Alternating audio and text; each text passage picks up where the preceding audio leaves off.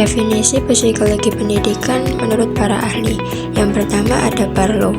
Psikologi pendidikan merupakan pengetahuan yang berdasarkan pada riset psikologis yang menyediakan serangkaian sumber untuk membantu proses belajar mengajar secara efektif.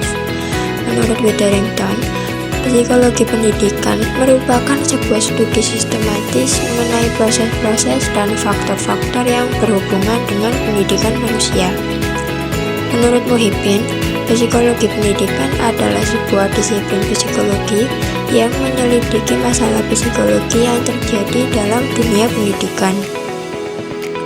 Dapat disimpulkan bahwa psikologi pendidikan merupakan sebuah ilmu pengetahuan yang berdasarkan riset psikologis yang menyediakan serangkaian tahap-tahap untuk membantu individu melaksanakan tugas sebagai seorang guru dalam proses belajar mengajar secara lebih efektif.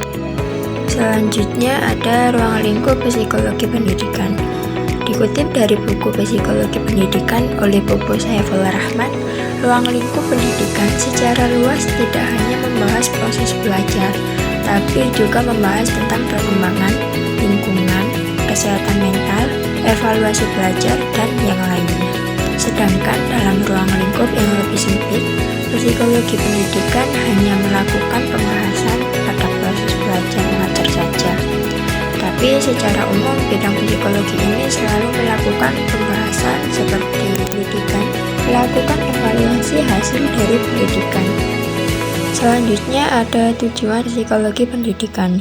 Yang pertama, guna mengetahui perbedaan antar murid. Karena setiap individu lahir dengan potensi yang berbeda-beda, maka seorang guru wajib bisa paham keanekaragaman antara murid satu dan murid yang lain. Yang kedua, untuk membantu para pengajar agar dalam membimbing lebih bijaksana sehingga terjalin hubungan baik saat proses belajar.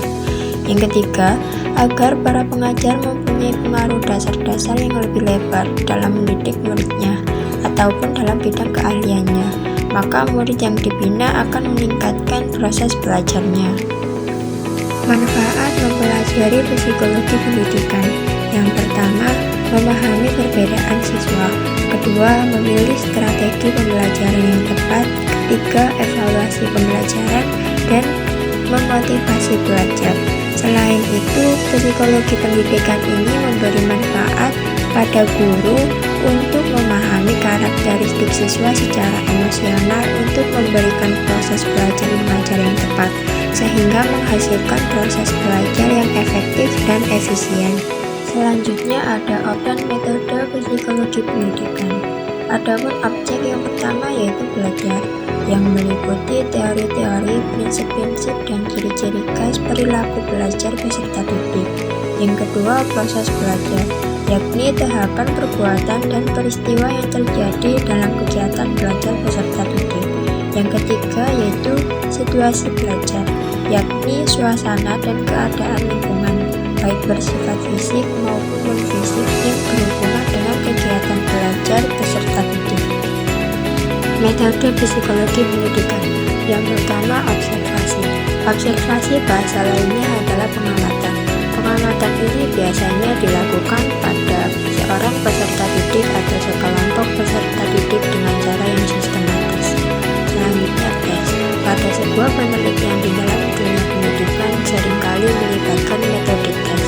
Pada metode ini diajukan berbagai pertanyaan yang telah dirancang untuk dijawab oleh peserta didik yang akan diamati kondisi psikologisnya.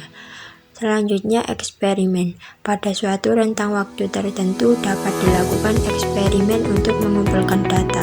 Pemberian perlakuan-perlakuan pada peserta didik atau siswa kemudian diamati hasilnya. Selanjutnya yaitu kuesioner atau angket. Angket adalah suatu instrumen pengumpul data.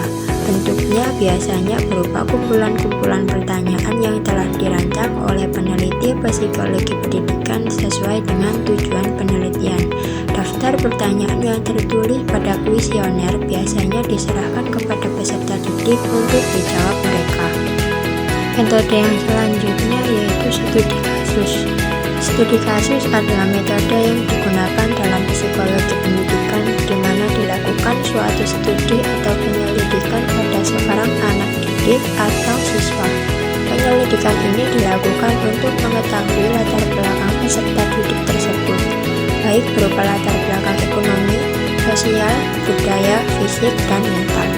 Selanjutnya, metode klinis dilakukan dengan menyelidiki perilaku seorang peserta didik yang banyak melakukan perilaku menyimpang yang dapat membuatnya kesulitan belajar atau menghambat perkembangan belajarnya. Selanjutnya, proyeksi. Proyeksi adalah suatu metode di mana penelitian terhadap seorang anak didik dengan memberikan gambar-gambar atau tulisan-tulisan atau bentuk khas seperti game, sehingga tanggapan terhadap gambar-gambar atau tulisan-tulisan dan game itu dapat diterjemahkan untuk memproyeksikan perilaku yang ditunjukkan oleh peserta didik. Yang terakhir ada introspeksi. Ini adalah metode yang sebenarnya cukup rumit untuk diterapkan, di mana para ahli psikologi atau praktisi pendidikan melakukan introspeksi atau pengamatan terhadap apa yang terjadi di dalam dirinya sendiri.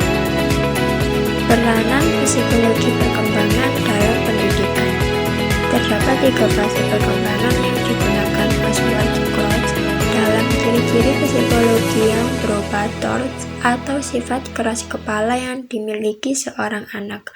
3 fase tersebut yaitu fase anak awal yang memiliki rentan umur 0-3 tahun, fase keserasian sekolah antara umur 3-13 tahun, dan fase kematangan yakni umur 13-21 tahun. Langsung pada penjelasan fase kedua dan ketiga. Dalam fase kedua, seseorang akan mengalami fase torts kedua, yang mana anak mulai suka membantah, menentang, dan trauma kepada orang lain dan kepada orang tua. Kemudian, anak akan masuk pada fase ketiga. Di fase ini, anak mulai menyadari kekurangan dan kelebihannya. Memang hal itu sudah wajar pada tahap perkembangan tersebut. Namun, perlu pendekatan-pendekatan yang tepat agar kebiasaan seperti itu tidak menjadi sebuah karakter pada seseorang yang bisa terbawa sampai dia dewasa. Maka dari itu penting memahami psikologi perkembangan bagi seorang pendidik. Di sisi lain dapat mengetahui bagaimana perkembangan muridnya, tapi juga tahu bagaimana pendekatan yang tepat saat menghadapi anak didik sesuai tahap perkembangannya.